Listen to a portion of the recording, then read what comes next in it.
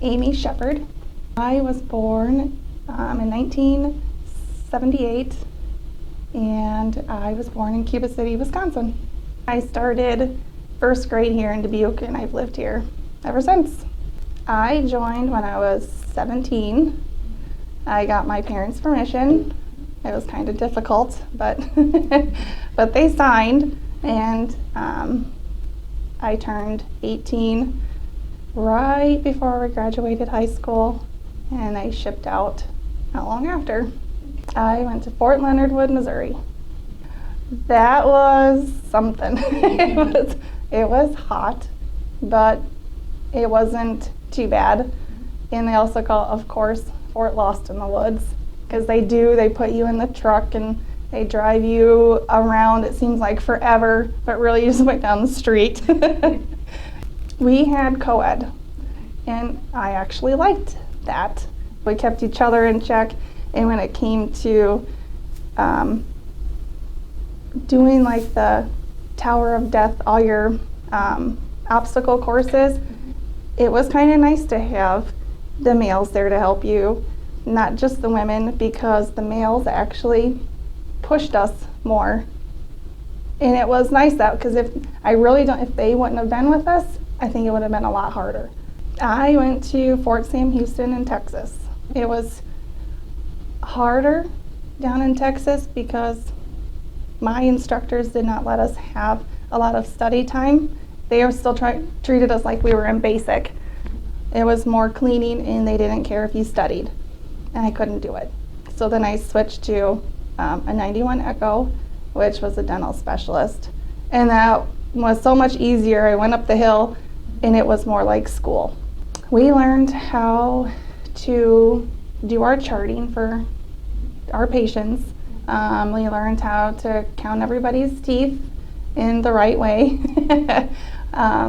We learned how to help the dentist with fillings and extractions when you pull your teeth out. And that didn't happen very often, but we still. And we learned how to pass all of our dental instruments, dental tools, to the dentist, and how to back and forth without dropping them on the patient laying there.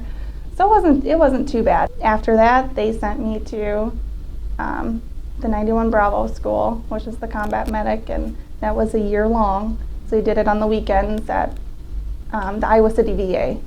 We could study. It made so much more sense than it did being an AIT at Fort Sam, and I hate to say that, but it was so much better. The instructors were awesome. We learn how to do your blood pressures, and then we do IVs. We learn about the hearts, everybody's heart, your lungs. We learn how to put airways in so people can breathe. Our motto was to save, to serve again, but didn't always happen. We kind of go out to the different places. I don't know if the kids now would remember the show MASH on TV. That's kind of like what we were. That was my unit. We did the same thing. You would set up a tent, and you would take in people who are sick or wounded, and you would fix them up the best that you could so that they could go someplace else to get more care long term. I've been on a couple of deployments, actually. First one, if I can remember the years, like 98, 99. My son was only maybe 6 months old. And so, but we only left for about 2 weeks or so. We went to Belize when they had all the hurricanes that came through and destroyed everything. So we went and we did medical, and helped rebuild everything and made sure everybody was okay with shots and everything. 2003 comes along. After September 11th, my whole battalion actually got deployed. Mine was the 109th Med Battalion out of Iowa City. I mean, it could possibly happen, but it's still like, oh, really? Not that anybody wants to go anywhere, but that's our job. And I was at work actually when I got the phone call, and it was Valentine's Day. So I got the phone call, I let my boss know, and I told him I'm going home. I'm not staying. I've got to get everything ready because I have to report in 2 weeks.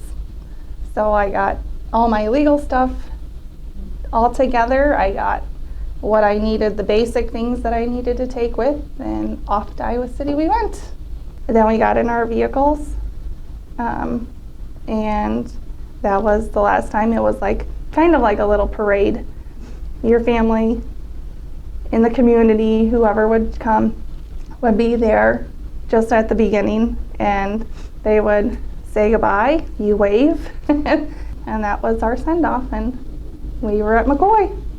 Since we left in the wintertime, didn't get too acclimated to warm weather before we left, but we practiced all of our medical. We got tested and made sure that we could do everything that we were supposed to. Just waiting to get the order to go to the airport and leave.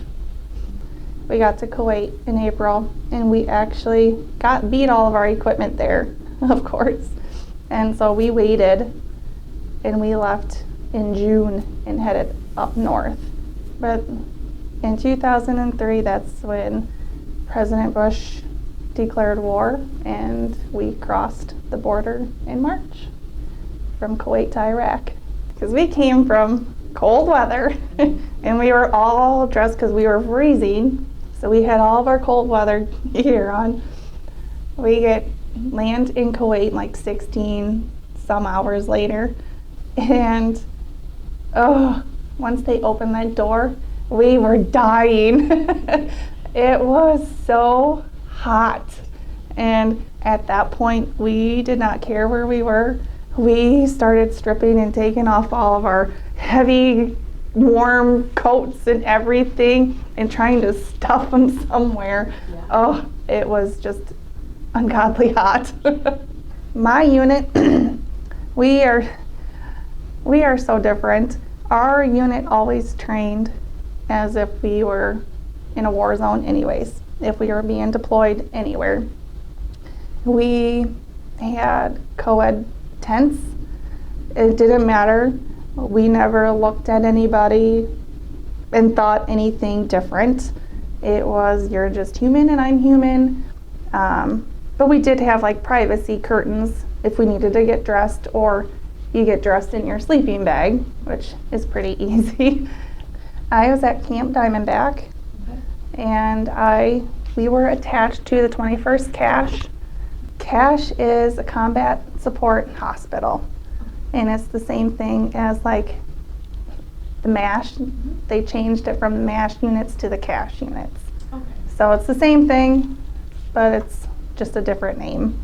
They had the regular surgical unit, the ICU, the emergency room, the pharmacy, and a dining facility all attached. So it was like a regular hospital just made out of tents. It was different. It was something to get used to, that's for sure.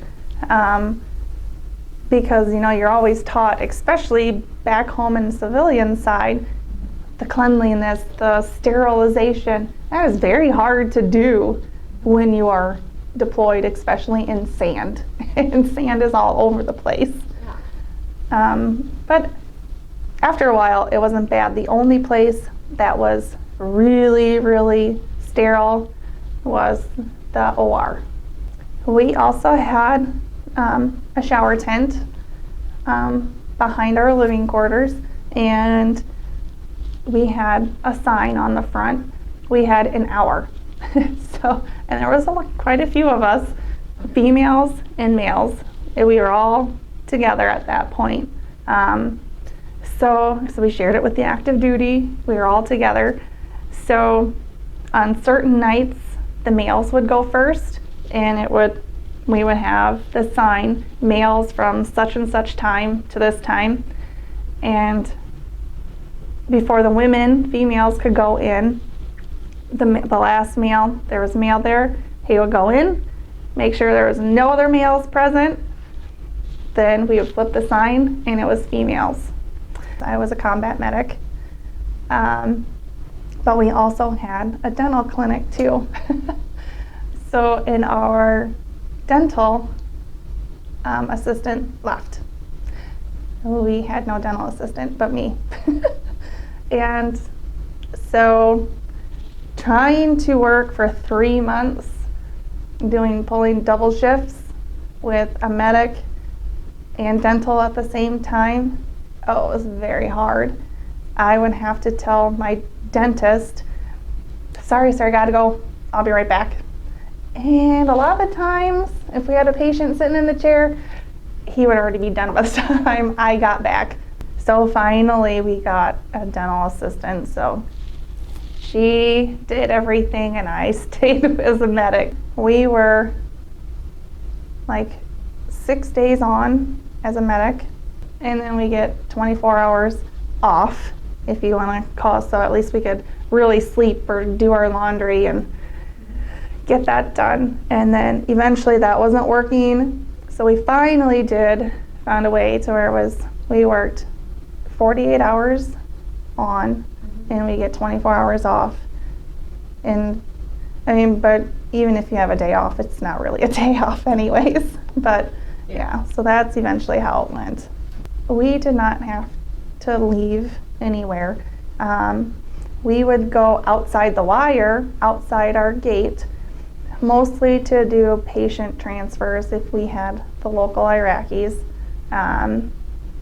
Because we can only, if we had local, we would fix them, but we would only allow to get them stabilized into where they're okay.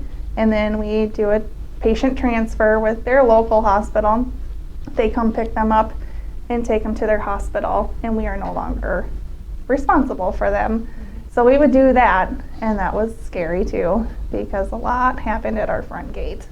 We had a lot of close calls, my partner and I, after we would drop off a patient and we left, about 30 seconds later, a bomb would go off. So, and it would happen even throughout the day, different days. So it was still nerve-wracking, even if you had to go up there, because it doesn't mean you're still safe. You know, when we were there, we supported the 101st Airborne, so we had the tanks there, we had them, so I mean, we felt safer, but still anything could happen. Our officers, very rarely do we ever call them sir or ma'am. It was, hey Tom, or something. We were always like on a first name basis. But if we really needed something, we'd be like, sir, if we were like very serious and we were, you know, something like that. It was hard to do that constantly with active duty, but they all finally meshed and kind of let it go. We did have internet. That was like when IM instant message was the thing. We really didn't have much.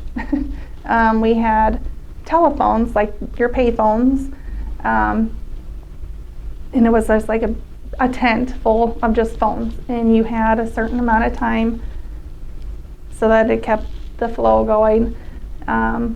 It was difficult. I personally didn't call home very often. I did call home a few times. Some of them I was made to, but for the most part, if I kept in touch, I just quick sent a message or something, but I think I had mail going out just about every day. So I still kept in contact, but it's mostly snail mail. My family, they would send over boxes like this full of like baby wipes and snacks, like your beef jerky that I think every military person lives on. We sometimes shampoo or something, laundry soap, coffee, and they would send over toys, believe it or not, not just so that we could give them to kids if we saw them, but we also played with the toys. We had a TV that somebody sent over, and so we would watch movies together. We had a little microwave, so we would make popcorn. So we kind of did our own little thing. If you don't try to have fun, you're going to be so miserable. You're going to, all you're going to do is just wish you were at home. And the more that you wish that you were at home, even though you wish that every day, but the more you dwell on it, the more likely you will get hurt, because that's all you're focusing on. You have to focus on where you're at right now, in order to be okay, to stay alive, do your job,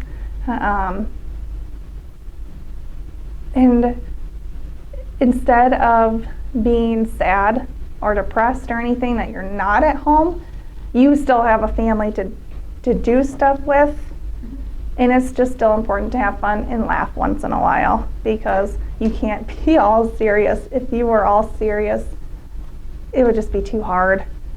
You just had to let go and just have fun regardless. Because medics we want to save everybody, and we can't.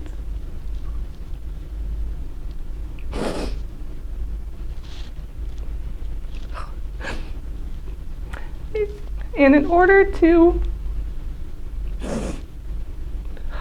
not think about the people that we could not save, who couldn't be home, we had to have fun. Otherwise, it would kill us inside more. Instead of just having all bad memories and sad, we also have the fun that we got to have. And we as medics think, in a sense too, that we are having fun for the ones who can't. As soldiers, that the ones who can't be here, they would want us to keep going anyways and have fun. So that's what we try to do. We were there 6 months, almost 6 months, and we were all getting ready to go because that's all our orders said, 6 months. We were all packing, getting ready to leave, and my commanders told me to get everybody up to our tent. And I knew I could read them like a book. And I said, we're extended, aren't we? He said, just go tell everybody. Got us, and he told us all, and yes, you're disappointed and mad, but whatever, your orders say it could be extended. So we were there another 6 months. And finally, 2 weeks, we were getting anxious because our replacements were finally there. We were trying to teach our replacements what to do, what to expect. But it was really hard to turn it over, for us not to do anything, because we did it for so long. We got everything loaded up. We got all of our vehicles staged, and it was finally time to go. Off we went. It took like 3 days to finally get from Mosul to finally cross the border to Kuwait. And then when we crossed to Kuwait, it was like 1,000 pounds lifted off your shoulders, because you knew you were in your neutral safe zone. Yeah, you could breathe. It's like, oh, we made it. Nothing bad happened. We made it. Yay. When you're out there, it's all open. There's nothing for miles and miles and miles. It's just sand. That's all you see is sand. And it does get nerve-wracking because you're out in the open. There's no places to cover if anything would happen. And so that was very nerve-wracking, because you never knew around the next corner or up on that next hill. But luckily and thankfully, nothing happened to us. We were there about 2 weeks. We got, because we had to clean all of our vehicles, get all the dirt and sand off as much as you possibly could. Then we were finally on a plane home, and we actually landed at Fort McCoy again, like April 1st or so. So like 2 or 3 days shy of April 4th for boots on ground. You arrived home late at night, and nobody was there to, hi, welcome home, right? We were just tired. We did all of our processing and everything like that. And then a week later, we were on the road back to Iowa City. We ended up at the Coralville Ice Center, the ice rink there. That's where we had our welcome home ceremony. And I can't tell you what anybody said. I don't think any of us can. We didn't care. All we all thought was just shut up and just let us go. And so after that, we left, found our families, and left for home. I got back in 2004. I was back, so I was in another 2 years. I got out in 2006. I was in 10 years total. It's a lifestyle that civilians just don't understand, that, and even like the camaraderie that we all have. It's so different than your best friend at home or your family. It's a whole different kind of family. A lot of people ask me if I would go back to Iraq again if I was needed, and yes, I would.